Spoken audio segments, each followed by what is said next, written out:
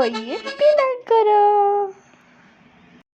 ତାହେଲେ ପିଲାମାନେ ଆଜି ଆମେ 3ଟି ଗାଈର ଗପ ଶୁଣିବା।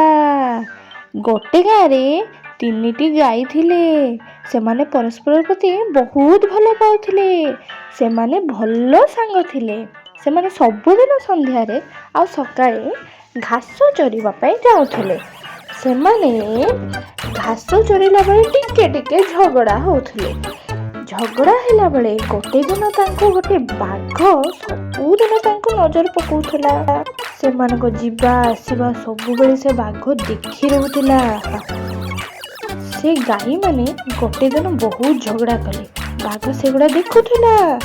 ବାଘ ଦେଖିଲା ବେଳକୁ ଗୋଟେ ଦିନ କ'ଣ ହେଲା ନା, ସବୁ ଗାଈ ପରସ୍ପର ଭିତରେ ଝଗଡ଼ା କରି ଅଲଗା ହେଇଗଲେ।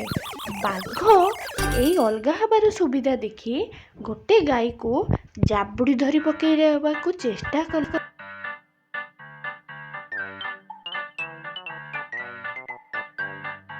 ସେ ବାଘ ଦୌଡ଼ିକି ସେ ଗାଈକୁ ଧରିବାକୁ ଚେଷ୍ଟା କଲା।